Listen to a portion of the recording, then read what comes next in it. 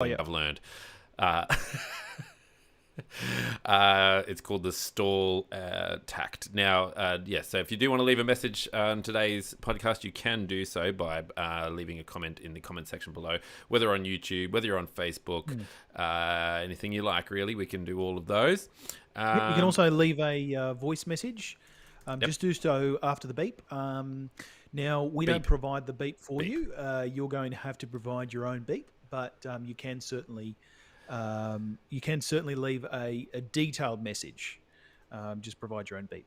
Yeah, look, you can go for as long as you want, really. I mean, it's otherwise known as podcasting, but yeah, you know, yes, if it is good enough, we will release it as a podcast. Now, Jake, completely unrelated, I'm going to count backwards from 3. Are you ready for that to happen?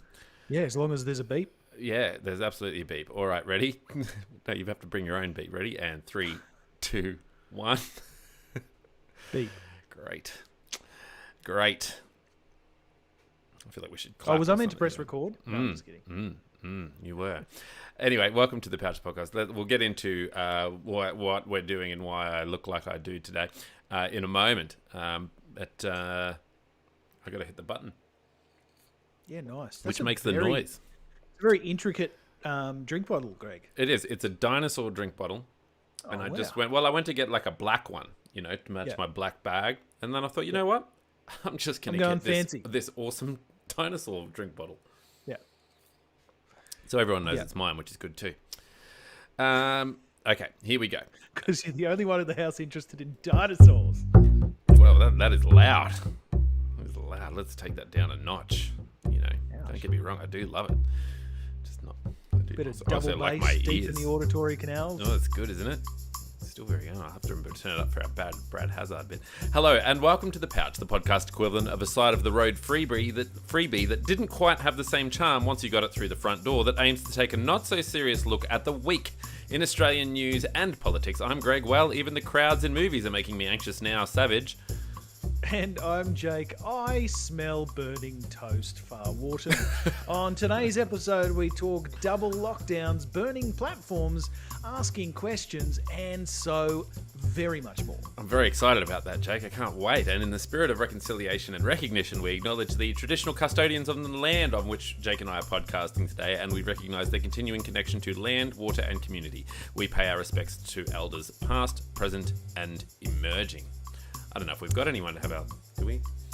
Well, ACT has just gone into lockdown, so our thoughts are with you. Yeah, sure. You know, our thoughts continue to be with New South Wales, who are still in lockdown, and I think Victoria got out of lockdown for 12 days, and they're back in. Yeah, they've had, like 11, 20, 20, 21 or something like that in the last few days. I don't know. Good But old anyway. Delta. Yeah, look, it's pretty full on at the moment, isn't it? You really can't keep up. I think the new norm is really just these. They're still referring to them as snap lockdowns. But I got angry at that the other day. I'm pretty done with the whole snap lockdown thing. I don't think we need the word snap in front of it anymore. They're really not snap lockdowns. They're just lockdowns. They're happening all over the place. They're like those little, you know, when you go to a bowling alley and you go into the arcade and you have those games where the moles come up and you got to try and hit all the moles to get down. That's basically whack-a-mole. what's happening. Yeah, whack-a-mole. If only there was a better name for it than what I suggested. But yes, whack-a-mole. It's the whack-a-mole lockdown. Another whack-a-mole lockdown. Forget the snap lockdown.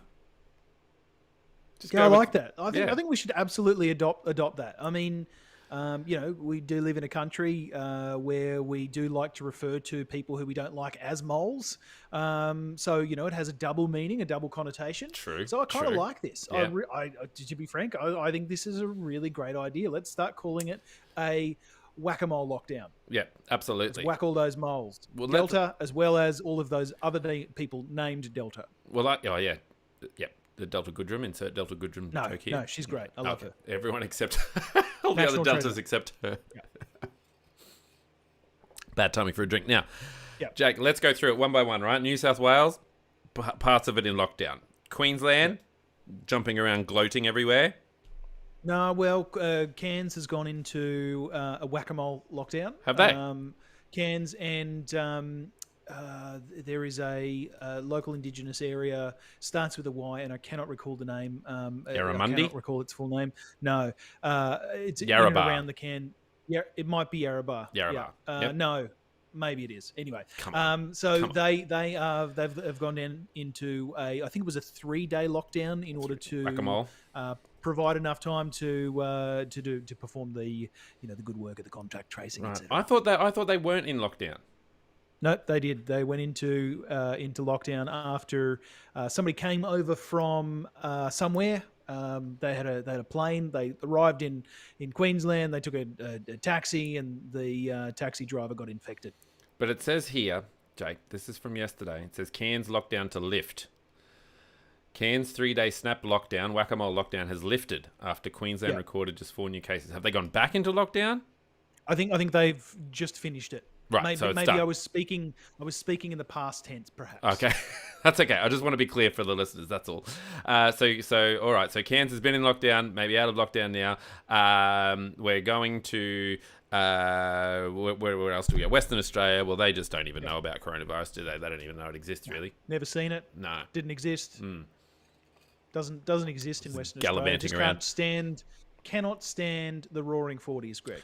Well, they just have tremendously bad weather over there at the moment. Perth, every morning I'm watching the news, and the weather man is very just basically cold, saying very windy. Yeah, very windy. Yeah, lots of things happening over there. So then what's next? South Australia. South Australia, yeah, very interesting. They've got some interesting things going on at the moment,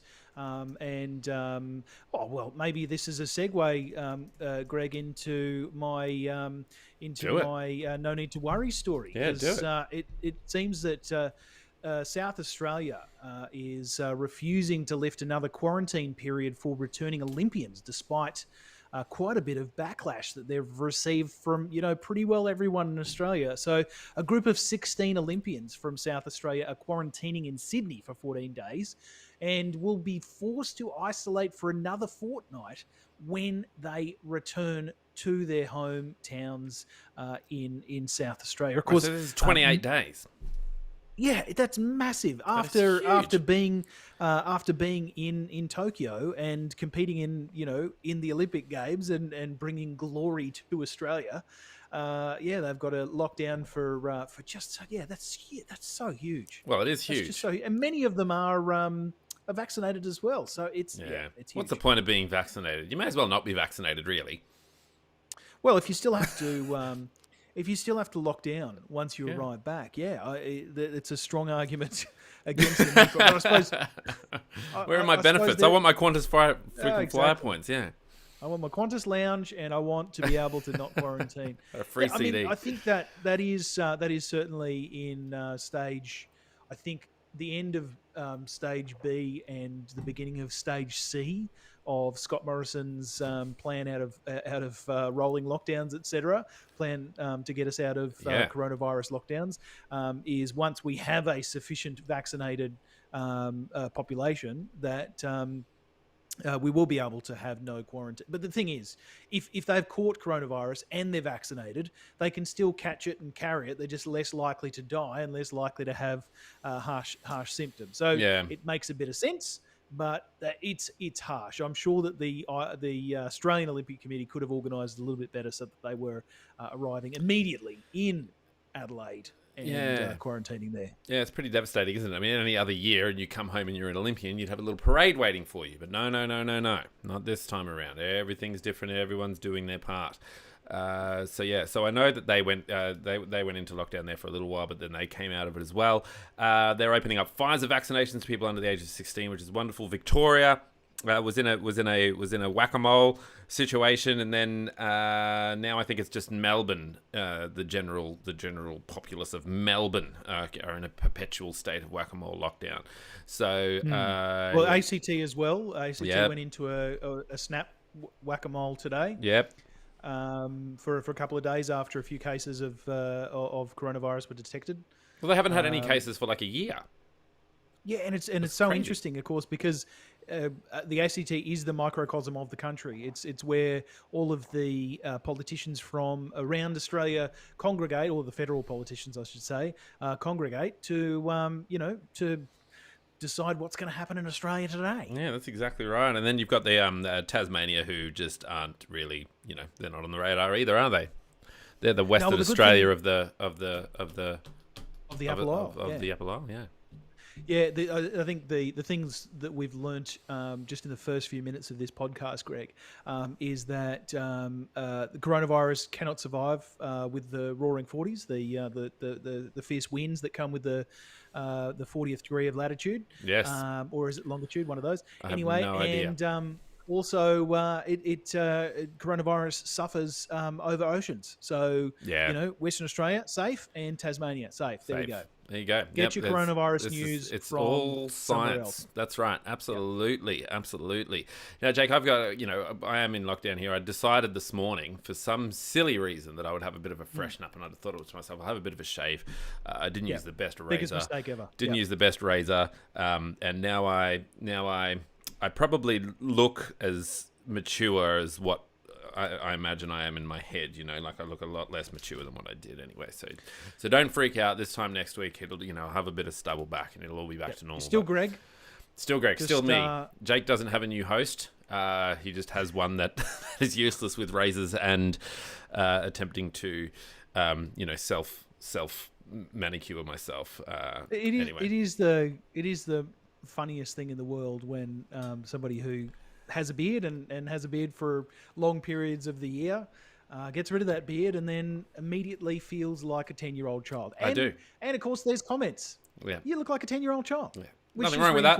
Nothing wrong with that. No. Just the grey hair doesn't match the vibe. That's all, Anyway, No haircut and a shave, and it just, I don't feel like myself, I guess is the point. Now, I am here in New South Wales, which is the point, and so I'm going to talk about it for just a second. My story about nothing to worry about here, you don't have to worry that everything's fine. I do have some audio here. Our Chief Health Officer here in Australia, her name is Kerry Chant, and she's a wonderful, wonderful human being. New South Wales Woman of the Year this year, all sorts of things. And she comes out every morning and assists the Berejiklian government with informing the populace about what they, should and shouldn't be doing, what are the numbers, and all that sort of stuff. Anyway, they have organised a parliamentary inquiry in the middle of a pandemic for the people who were making the decisions about the lockdown or lack thereof.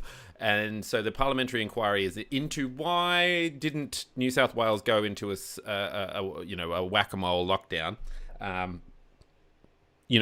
and faster. Why didn't we do that? So they've decided to have the inquiry in the middle of a pandemic.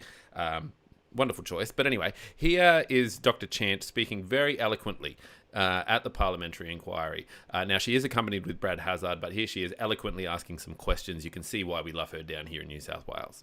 Seriously, I've got a... Minister, I just want to ask one question before our time expires. Minister, I'd just like to ask one question to Dr. Chant before our time expires. Finish the answer to my question. And Minister, I'm just going to ask one question to Dr. Chant. Have you provided recommendations on stronger measures than what the Minister and government have adopted? Can I just tell you, Dr. Chant gives a range of advice which is discussed with the rest of the public health team and the health team here in New South Wales. And that advice then goes to the crisis cabinet. And involved in crisis cabinet is the economic issues, the mental health issues, the public health issues, the operational side. And so when you say stronger, that's like saying, oh, I want a ring of steel. Well, what do you mean by that? What do you mean by that? It just seems to me that... Thank you, Minister. I think the context is useful. The first speaker said this wasn't in Minister, some sort of gotcha Minister, moment. All Minister, you're trying to do is carry on like... Minister, the context is useful. The question was directed to Dr. Chant. Well, if you can't... Look, I appreciate the context, but I also know... There we go. Isn't she an eloquent speaker? Hey? You can see why we love her down here in New South Wales. I'm sure that... I'm certainly sure that I would have that opinion were she given the opportunity to speak. Yeah. Look, there is a 3-hour YouTube clip of the whole inquiry. If you've got nothing better to do. He was on. What's his name? Brad Hazard. Oh, okay, yeah, more like Brad Hazard. Am I right? Sorry. Yeah, that's bad. Line him up and knock him down, Jake. Oh, I know, right? Hey, yeah. So he was very just on fire, and following the inquiry in the press conference he did the exact same thing. Refused to allow Kerry Chant to take questions. or redirected them essentially. The point of what he was trying to make there is that essentially Kerry Chandler's working, the Chief Health Officer for New South Wales is working 17 hours a day, and so he's doing his part to take some of the pressure off. And now that the inquiry's done, we can all go back to work and trying to make the state a safer place. So just fiery. Yeah, look, I think the timing of the inquiry isn't the best, particularly for the court of public opinion. But at the same time, I think people really want some answers as to why we didn't go into lockdown so swiftly. Now, it will be the enduring question, Greg, because particularly when other states are able to provide this, snap whack-a-mole and be able to come out the other side within sort of snap whack-a-mole time periods. I think we're getting rid of snap, Jack. That was the point of no snap. Within whack-a-mole conditions or whack-a-mole time periods, then it does illustrate that the evidence will show that potentially that there was not a great it was not a great thing to wait so long. Yeah, look, I'm sure that there's arguments from both sides on that one. Obviously, the proof is in the pudding, particularly for Queensland, right? Like, Queensland went into their whack-a-mole situation, and then, you guys are on 0 cases for the last couple of days or whatever. So, we got 10 cases today, but, Did you? We're not... Who knows anymore? Who cares? You just make up some number and someone will believe you. You say, wow, 406 cases in Queensland today. Someone will go, oh, yeah, that's a lot. That is certainly, and we're not locked down. Yeah, no. All right. Now, these are the vaccine rollout or lack thereof, the information about the vaccine or lack thereof, the effectiveness of whack-a-mole lockdowns or lack thereof is reflecting on the Prime Minister. He came back. He was in the 2-week lockdown situation, and everyone was sort of a bit like, well, he's MIA at the moment, so his popularity went down. He's come back out, and now he's sort of a bit less. He's a bit less, popular than what he was, and he's still sort of not really hitting the mark. He's hit an 18-month low, is where I'm going with this, hasn't he, Jake? Talk us through the details about what's happening at the moment with the Prime Minister's popularity, and why isn't it flourishing? Yeah, well, look, I'm sure that we could speculate until the cows come home as to why it's not. Well, I'm happy to, Jake. You were mentioning cows that you have outside the window before. Oh, yes, and are they coming home? It's they are coming home to roost. No, coming home to whatever. Cows come home to roost, Jake. They're like bats. They roost in trees. Sit up on the perch. Yeah, and they lay their eggs. Yeah, it's there's lots of speculation to occur about why. Scott Morrison is in the position that he's in, both in a two-party preferred basis and on his personal ratings. But yes, Australian Prime Minister Scott Morrison's public approval rating has hit its lowest level since the pandemic began, amid growing frustration over lockdowns and a sluggish vaccine or vaccination drive or rollout. A news poll conducted for the Australian newspaper showed Morrison's public support dropped 4 points to 47%, which is the lowest since he fielded criticism early last year over his government's response to the devastating bushfires. Do you remember that time, Greg? I do.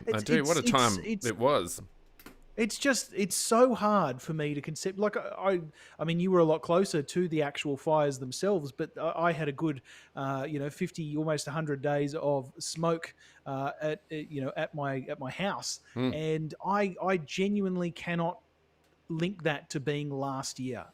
Perhaps because of the drawn out nature of this coronavirus pandemic. Yeah, look, it's insane, isn't it? It's so far gone from where we were. My personal little, I suppose, panic at the moment is that once we get out of this lockdown situation and once we get to 80% vaccination and we're all sort of a little bit freer, that then the fires are going to start up again, And that's the next story, Greg. That's the next story. All right. Well, let's okay. Well, yeah. True. Good point. Good point. Let's hang on to that one. So yeah. Well, Morrison's Liberal National Party coalition government is also trailing the opposition, Labor, on a two-party preferred basis, where votes for minor parties are distributed by 47 to 53. So if the poll results were replicated at an election, the Conservative government would lose office to the Labor Party. Well, So, I don't know about you, it's Jake. quite I've interesting. certainly learned to put all of my faith in polls, and that's how I make my bets on sports bet during election time. Yeah, 100%. Yeah, yeah. It works 100% of the time, except for when it doesn't. Yeah. Which has been 100% of the time lately.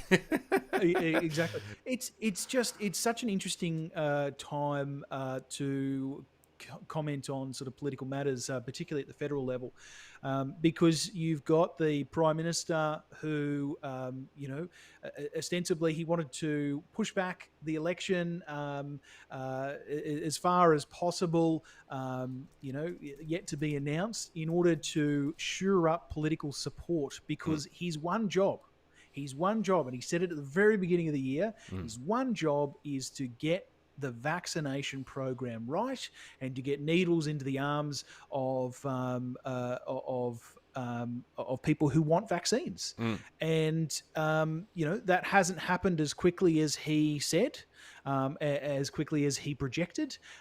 It's been incredibly rocky. It's there's been multiple false starts. Some of them could have potentially been predicted and mitigated, such as the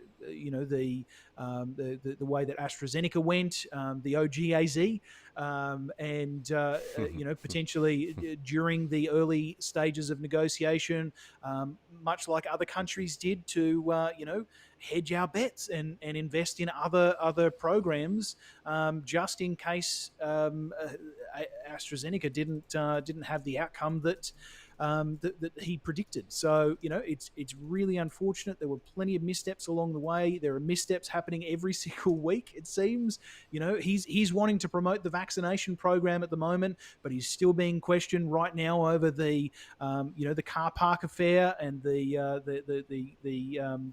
pork barreling that occurred in terms of that $660 million program that was absolutely lambasted by car parks. Yes, on car parks, that was lambasted by the Auditor General. He's got multiple issues, not to mention one of the people who was sacked from the cabinet, from the federal cabinet, from the Liberal National Party cabinet. Andrew Cuomo?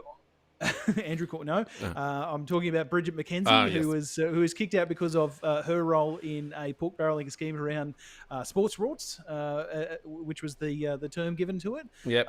Who is now in charge of distributing the monies associated with emergency funding in the case of a major bushfire issue, such as what happened around the time that she was kicked out. And this is the thing, right? The comparison to the bushfires, I think, is accurate in the sense that, pre-bushfires, Scott Morrison and the Liberal government wasn't too popular. They were sort of we were doing a lot of stories on sort of, verging on corruption, all that sort of stuff. Then the pandemic hits. Then, we absolutely nail it in the first half of the pandemic and all that sort of stuff. Yep, so Team Australia. That's right, Team Australia. No cases anywhere. We're all frolicking about as if nothing was happening. Now we're going back into not just we're sort of, there's a lot of stories around the fact that we're a bit of a laughing stock around the world at the moment and all that sort of stuff. I don't know how true that would be. We're still talking hundreds of cases per day and not, thousands of deaths every day. Hundreds of thousands, yeah. So, but, it certainly doesn't look good. We certainly can't, hold our heads as high as what we could. That reflects pretty poorly. The vaccine rollout certainly has a lot to answer for as well. And then, so now we've got this whack-a-mole situation, and then we're heading into bushfire season where, of course, the issue of climate change is also going to come up. What's the COP21? That's also coming up, isn't it? So we're again going to be thrust into the spotlight. And this is on the back of a report, Jake, which takes us into our next story. The IPCC, which I presume is the Intergovernmental Panel on Climate Change. Boom, smashed it. Gosh, I'm getting good at these, aren't I? It's on the first line. Report's verdict. On climate crimes against humanity, and that humanity is guilty as hell as a verdict on the climate crimes of humanity. The new IPCC report could not be clearer. We are guilty as hell. The repeatedly ignored warnings of scientists over past decades have now become reality. Humanity, through its actions or lack of action, has unequivocally overheated the planet. Nowhere on Earth is escaping the rising temperatures, worse floods, hotter wildfires, or more searing droughts.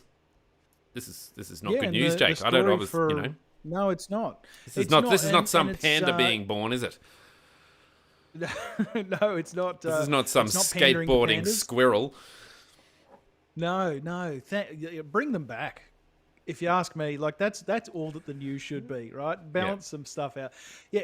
So this is the thing. Australia will, by the information provided by the IPCC, Australia will be a very harsh place in years to come. We already hit.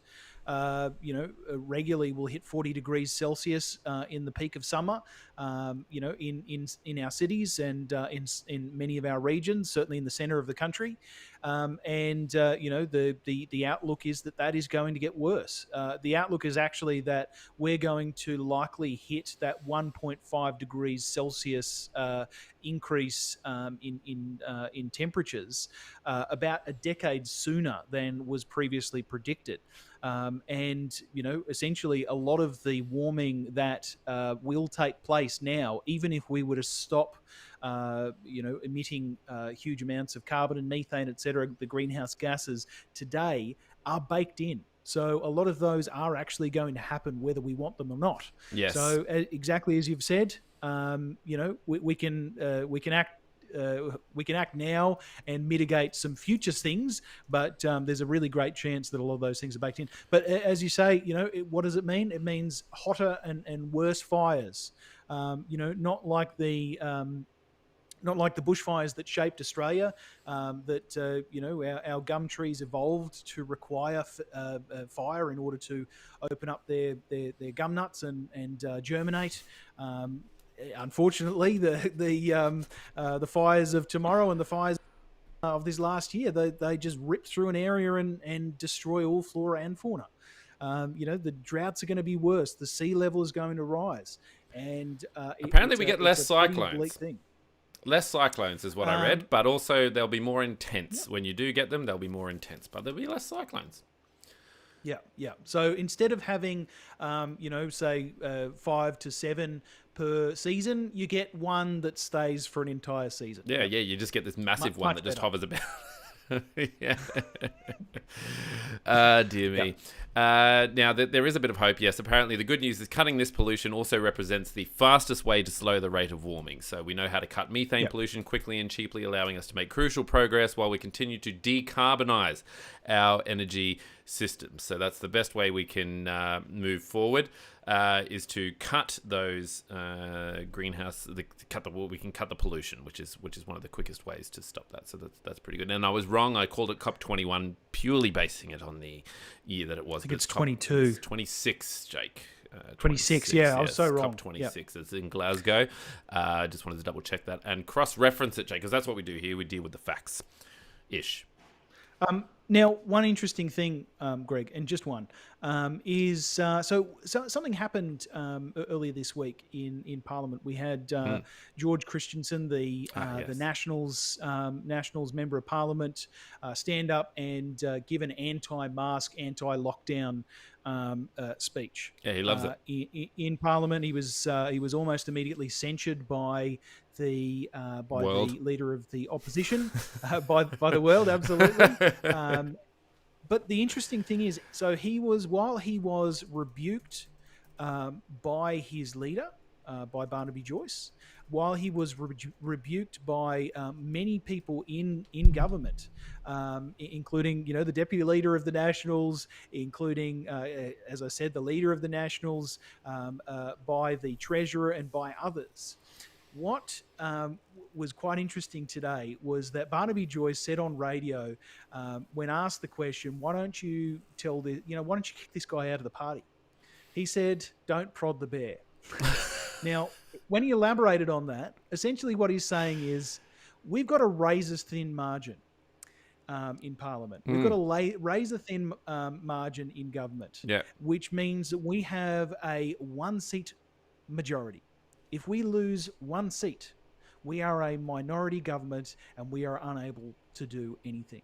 Now, the reason that I bring that up during this story is we have discussed, earlier on in the year and, at times last year as well, the desire for Australia to move to a target of net zero carbon emissions by 2050. Yeah. And our Prime Minister's reluctance to go ahead and do that. Yeah.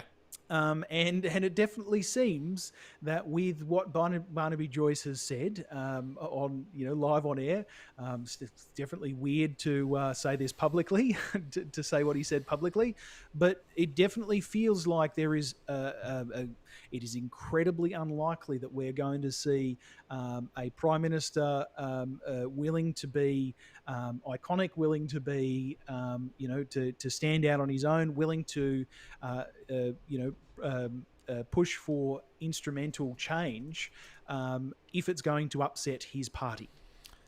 Yes. And what he's just, what Barnaby Joyce has essentially just said there, and I realise I'm linking these two things, which is, they're two highly unrelated things. But the relation here is when somebody speaks up in the Liberal and National Party and they speak out against something that is highly evidence-based, they won't get kicked out of the party. I can guarantee you that what that means is that there is not going to be any push for anything controversial, at least until up to and potentially after the election. Well, that's the ironic thing, isn't it? It shouldn't really be controversial, should it? And he had the quote that he gave was that he said he won't be signing a blank check on behalf of Australians to targets without plans. He said blank check commitments you always end up paying for, and you always end up paying in higher taxes. So he's sort of, it's a bit of a threat for us, isn't it? Yeah, his job is literally to make the plans, though. Yeah. And so he says it makes he basically went on to say it was the big polluters' fault in terms of the developing nations. They're the ones who we need to be looking towards to limit their emissions and that sort of thing. So he said we've got targets, we're reaching those targets, everything's fine, nothing to worry about here. It's the other countries that we need to be worrying about in terms of what they're emitting and that sort of thing. I do also know that, in terms of controversial views, we also had Sky News was banned from YouTube for 7 days over COVID misinformation. And this comes on the back of encouraging people to use hydrochloroquine in numerous videos. The ban was imposed by the digital giant on Thursday afternoon, the day after the Telegraph ended Alan Jones's regular column amid controversy about his COVID-19 commentary, which included calling the New South Wales Chief Health Officer, Kerry Chant, you don't speak badly about Kerry Chant, a village idiot on his Sky News program. That's where it gets you these days, Yes, but anyway, YouTube didn't disclose which Sky News programs the videos were from, but said that they were numerous and banned their channel for 7 days. So there is some, and this is the thing, isn't it? The government won't censor you because they're going to lose their majority in the government, but these private enterprises are starting to censor you because you're providing that misinformation as well. So, I'm sure they didn't freak out too much. They've got a pretty big... it always goes two ways, these bans, doesn't it? Either they... people have already got access to all of that information anyway because they've got such a huge reach in terms of their media reach, or it just feeds the paranoia and says, well, look, I'm done with big tech anyway, so I'm just going to get my news from direct from the source, so rather than using the YouTube channel. But it certainly sends an interesting message. Yeah, absolutely. So a lot of the stuff that was the problematic content, a lot of that content came from what people refer to as Sky News After Dark. There's a few sort of rogue commentators, Alan Jones, Rowan Dean. There's a few other, but George Christensen, we were just discussing him. He occasionally jumps on there, and a number of others who are hyper conservative, and they are what many would point to is the Australian equivalent of sort of the right wing Fox News pundits who just talk completely out of right field.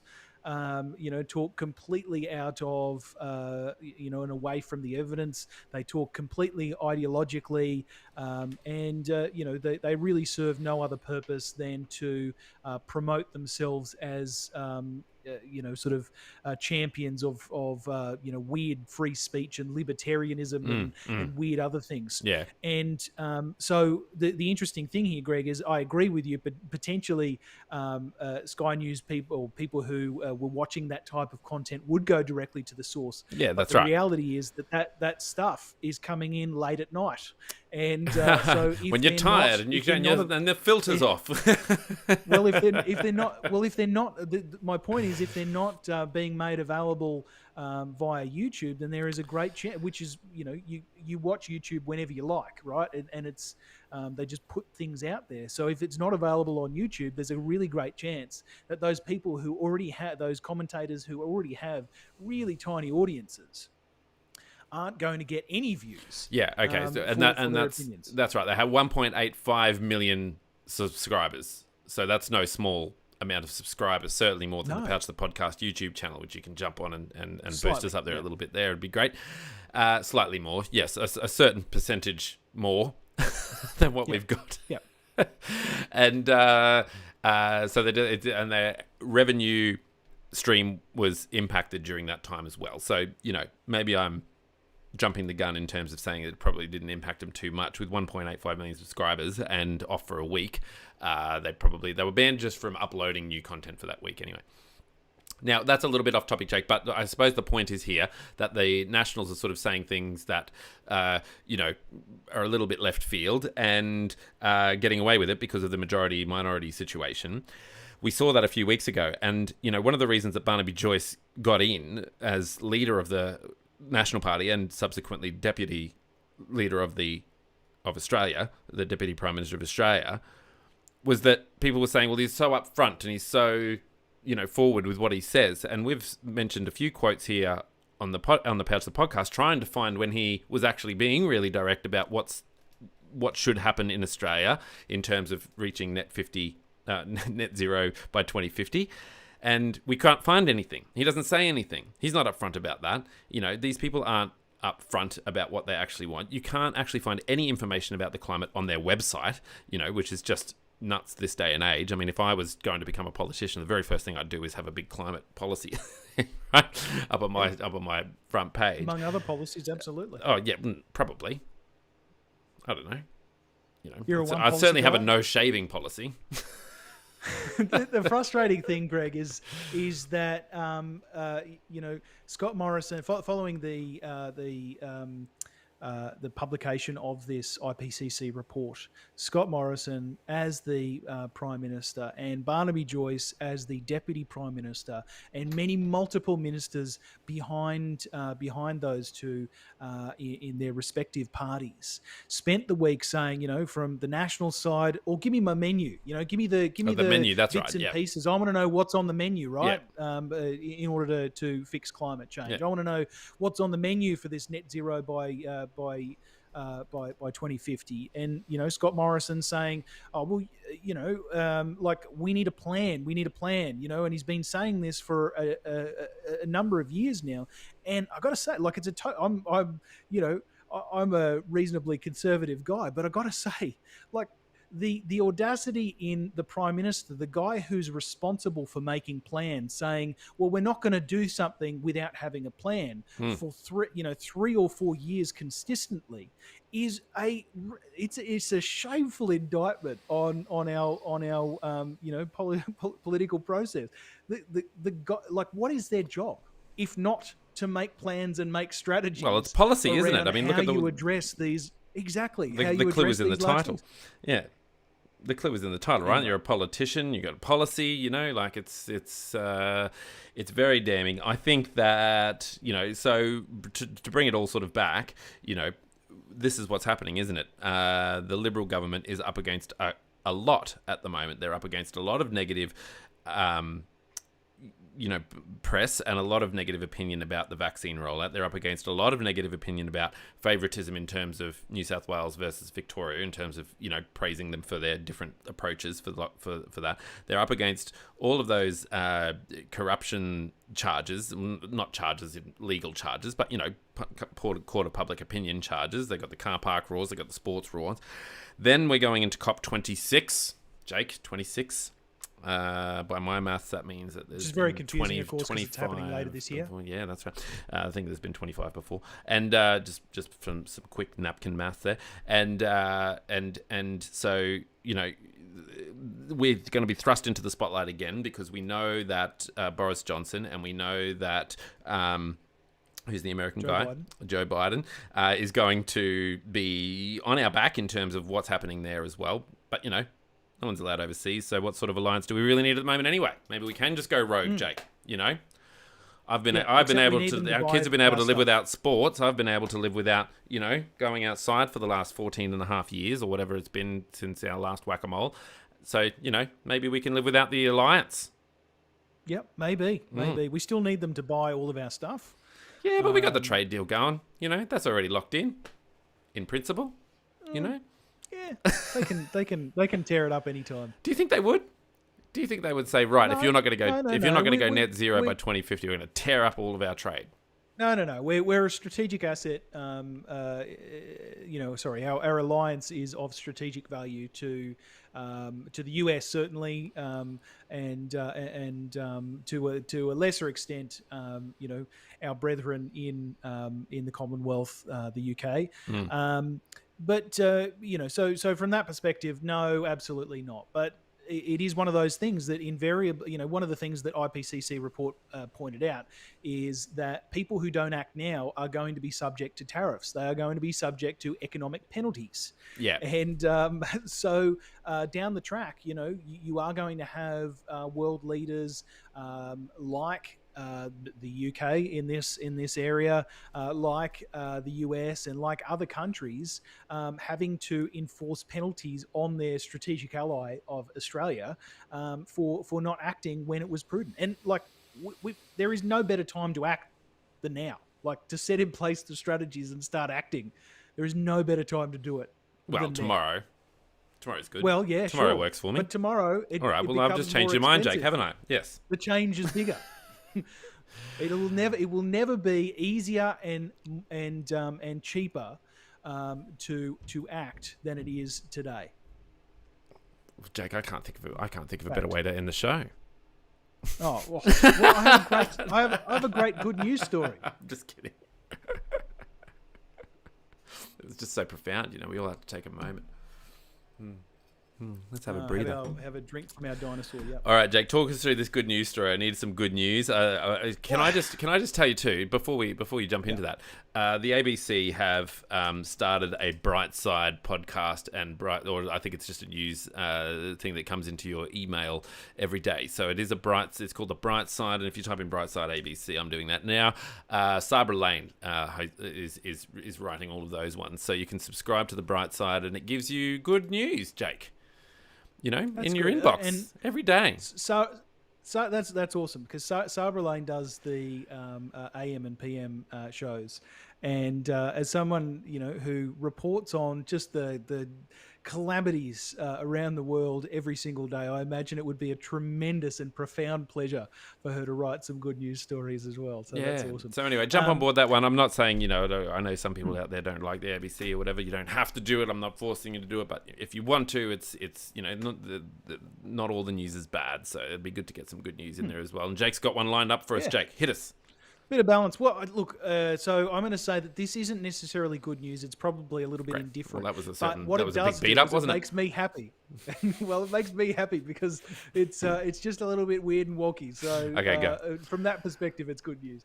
So a group of self-described Satanists enlisted the devil himself as a, quote, political tool and held a black mass in their fight against the might of Queensland's Education Department, which reached the Supreme Court on Thursday. Right. The Noosa Temple of Satan is pushing for Satanists to be able to teach religious instruction classes to school students. And the premise of that, of course, is that religious instruction in our public and indeed private schools across Australia by way of federal law, but it's certainly enabled in Queensland, that religious individuals are able to go to schools and to essentially proselytize, promote their religion in religious or special religious instruction classes. Yeah. So the Noosa Temple of Satan, located on the Sunshine Coast, weird place, of course, for the devil. Of course, you would have thought that it'd be more the dank dungeons, etc. But it was formed in December 2019 in defiance of the Australian government's proposal for a religious discrimination bill, which of course came up in response to the legalization of same-sex marriage some time ago. Malcolm Turnbull said, "Hey guys, we need to balance out some stuff. We've just given a bunch of rights to the people that the religious people used to discriminate against a whole bunch, so we better give the religious people a couple more rights just to make sure that they're okay." But yeah, so one of the Satanists' aims was to force the federal government to scrap the idea of a religious discrimination bill and replace it with a Human Rights Act. But the temple has evolved during its short history, and it's now boasting more than 7,600 followers on Facebook. Right. Their Black Mass drew 26 people. Yeah, massive gathering. It was a Black Mass. That's 26 massive. more than what I would like. Yeah.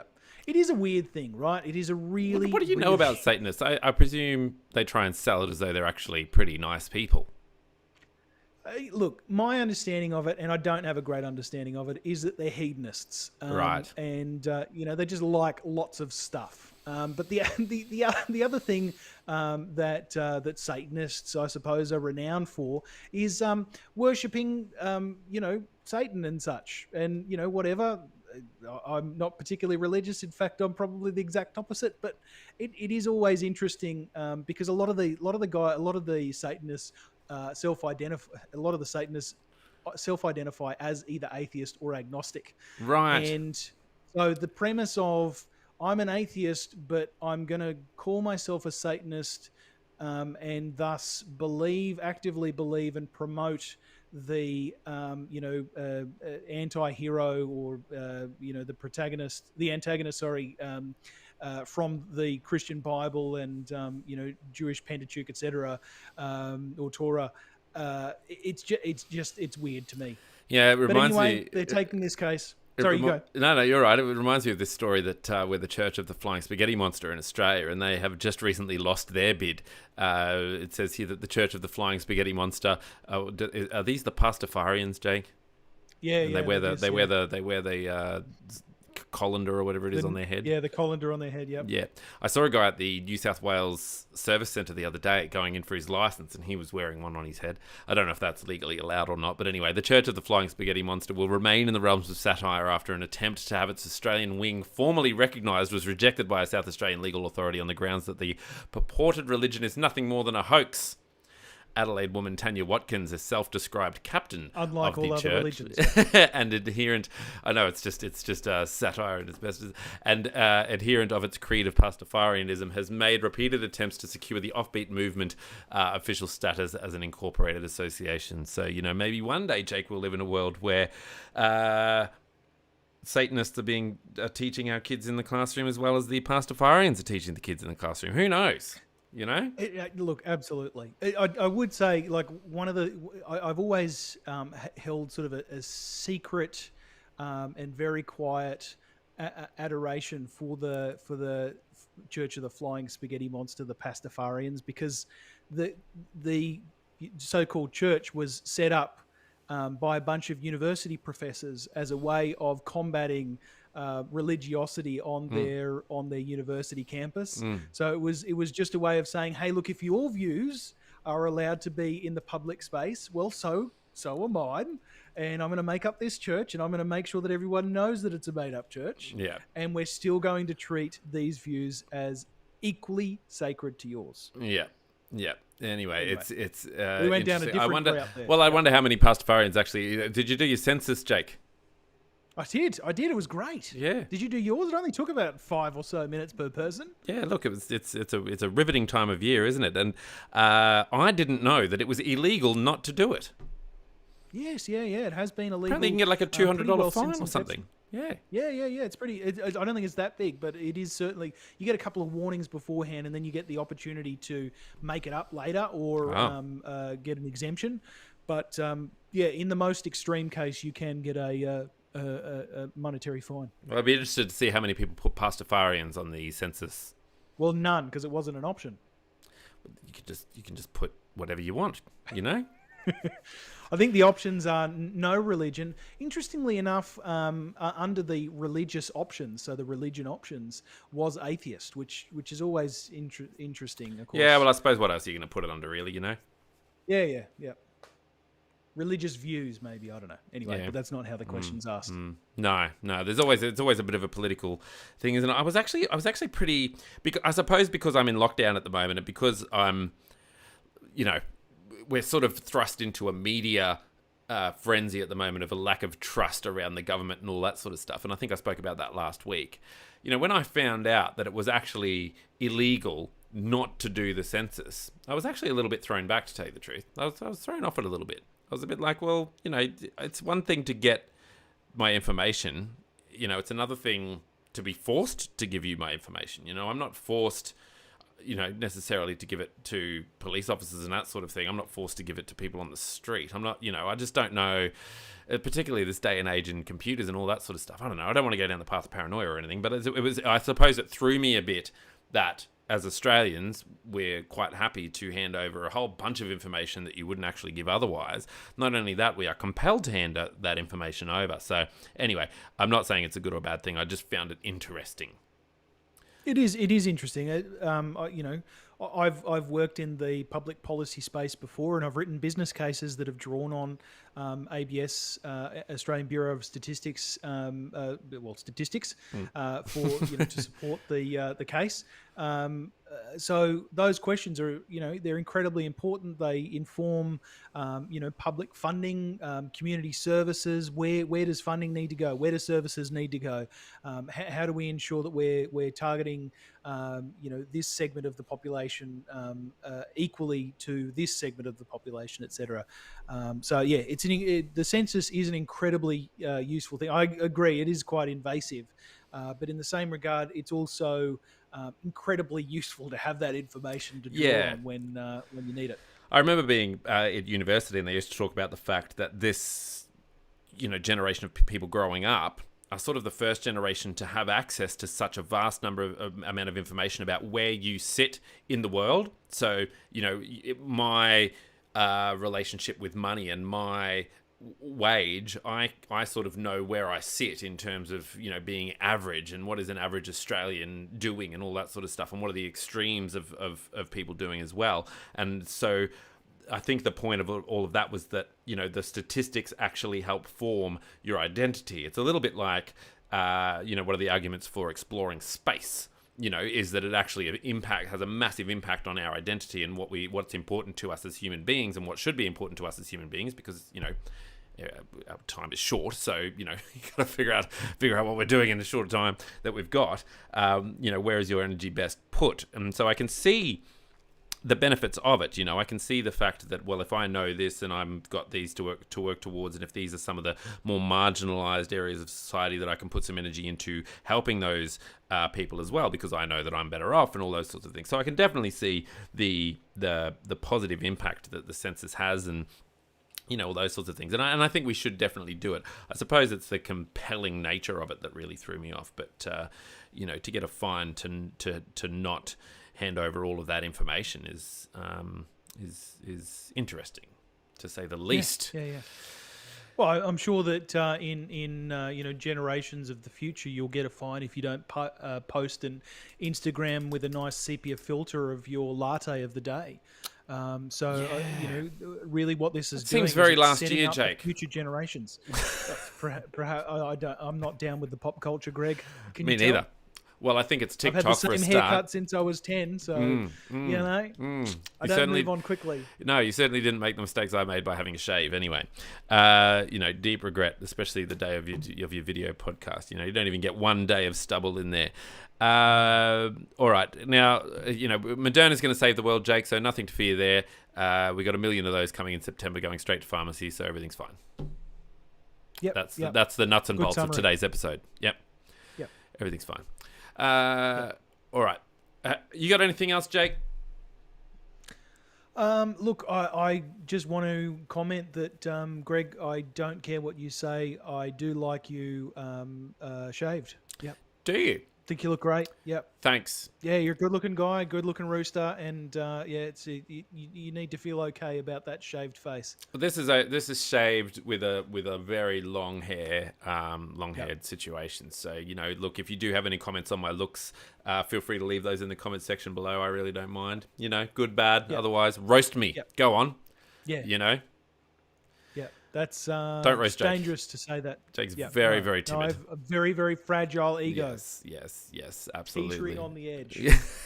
That's right, because those cows keep you up at night. Anyway, all right. Now, Jake, once our listeners have finished, I don't know what they've finished doing. Well, the Olympics are all done. Once our listeners have finished getting over the come down from the Olympics, gosh. See, that's what I was way ahead of everyone. I just didn't get into it from the start, and then so I don't have that post-Olympic depression now. Oh no. Yeah. Not being patriotic, Greg. Yeah. Someone named Rachel Savage has put in the comment section that she's got "sexy saved Greg?" ? Vote now. I'm happy with that. Yeah. Look, I vote feel free to one. have a vote. I vote yeah. one. Yeah. For some reason, she did misspell my name incorrectly, which is fine. It's not like we're married or anything. That's fine. Oh, well, you might say that she's being a savage Rachel. What? Ba-dum-ching. Yes. All right. What would you like them to do, Jake? What do you want our listeners to do? Give them something to do, Jake. Everyone's bored. Everyone's in lockdown. No one's got anything to do except, heaps of stuff. Look, I think I've got one thing for them to do at least. I'd love them to go to patreon.com/The Pouch the Podcast and consider becoming a patron. There are a few options in there. Helps us to keep the lights on, and you do get access to some bonus content on the reg. Look, if you're not ready for that level of intimacy, that's okay too. Consider clicking on your podcast app or opening it up and finding the comment section for the podcast and giving us a favorable review. Give us like 6 or 7 stars out of 5. 600 or 700. And if you could, because it helps people to find us and it makes us feel warm and fuzzy, or at least just warm in Greg's case. Yep, just warm. There's no more fuzz. Yep, no fuzzy. And if you want to share the love, you can do so by telling your friends, families, or foes to head to thepouchthepodcast.com, where they can download their favorite podcast player of choice, and they can listen to us that way, Jake. They can subscribe to us that way. Yeah, I listened to us on Google Podcasts. I don't know what that is. I don't know. I got sick of Apple Podcasts because you can't delete the episodes once you're done with them. Why would you want to delete our episodes? Don't you go back and listen to them again? It's just every other, because you've got. Don't you just spend the week listening to us? Though? Yeah, but finite amount of space on your phone. So, upgrade your phone. Trying to delete stuff. Oh, come on! I've got a great amount of storage on my phone, like 64 gigabytes. That's enough. That's more than enough. Yeah, that's enough, Greg. I don't know if you can't delete them on your phone, Jake. I'm pretty sure you can. You can't. You can move them to played, but you can't delete them. And it got me very upset, Greg. If there's someone who's more tech savvy than knowing how to operate a television remote, apparently, then please message Jake. I don't even know how to delete episodes of podcasts on the... It'd be great. I'm going to do it now. I'm going to jump on and I'm going to delete the latest episode of Serious Inquiries Only. Oh, do it. I'm so excited for you. Oh my God, you can't do it. Yeah, you can't. And it's so frustrating, Greg. Well, hang on. I'm downloading the episode. Someone's using all the internet. Anyway, can't you just not download them? That's terrible. I want to be able to delete it once I've listened to it. Yeah. Or delete it. Remove downloads. Because I don't want to 3 buttons up the top right-hand corner there. Remove downloads. You can remove the download, but that doesn't remove it from the playlist. Why would you want to remove it still from remains there as a play, as an item to play later. what playlist? There's This no is riveting playlist, stuff, Jake. Greg. There's no playlist. I don't know Your what you're playlist talking is about. your library. You That's just what I tell mean, Siri to library. play it. Figure it out. delete it. You're holding it wrong. All right. Anyway. I think this is our best episode ever. Ever. Yeah. Yeah. It seems like every episode is our best episode ever. Yeah, well, you know, it's shouldn't hard to say that, improve on though. perfection, but we find a great way. We really should say it backwards. We should say this was the worst episode. Because really, then people might go back and listen to the other episode and might go, wow, if that's them on a bad day, we'll go back through all the other ones. Oh, yeah, but that's Whereas if false we say this is the advertising, best, they're going, well, we can't top this, so I'm not going to go back through. Especially if you can't delete the old episodes. Yeah, so true. Yeah, well, on the Apple Podcast app anyway. What a nightmare. Google Podcast app, you can delete it. Can you think of anything worse than being like stuck on a plane and all you've got is just episodes of The Pouch lined up and you can't delete us and you just have us for like a 6-hour flight? Not having a phone altogether. that would be the nightmare. It is a bit of a nightmare, isn't it? There's a nightmare scenario of not having a phone anymore. Yep. I'm on board Are you? with your nightmare. Yep. Yeah, it is a nightmare. Well, the nightmare is a kind of dream. Have to do it with a book. We should Remember write a those book. odd days when you used to read a book on a plane or read a book on a long distance travel? Wow. Remember long distance Crazy travel? days. Remember long distance? Remember travel? Remember leaving your house? Oh my gosh. I went to the IGA the other day and I was having a blast. And it took me about 5 minutes to realize I was treating it like Bunnings. And I was buying like double-sided tape for the things that I've got to hang around the house. And I was like, oh yeah, I've got to get like an extension lead that has a flat-backed thing against the wall so I can get it in behind the thing. And I was just like filling up. So I had like bread and croissants and an extension lead and double-sided tape and, you know, like some hand sanitizer. And I'm like, wow, this is really my day out, you know? And you bump into someone and you're just like, oh, I'm so sorry. I didn't mean to bump into you. How are you going? Isn't this crazy? Isn't this a crazy time we live in? Oh, it's just insane, isn't it? Gosh, how are you? How are the kids? Don't know who they are. Oh, God. Who are they? Who are your children? Tell me about your life. What's happening? Give me your life story. Yeah, I don't care. Look, let's move out of the 12 items or less lane. Let's please keep talking because I do not want to go back home. Because I know exactly the conversations I'm about to have as soon as I walk through the door. Yeah. And it's going to involve the dog's name a lot. Yeah, exactly. Oh, dear. Anyway. All right. Well, anyway, that's an outro. Yep. And a half. Who would have thought that was scripted? I know, right? Such variability, such spontaneity. The energy. Yeah. All right. Me and my dinosaur drink bottle of going. Yep. Don't shake. Oh, God. Oh, chicken. Nice connection to dinosaurs. Love it. Thank you. Yeah. Well done.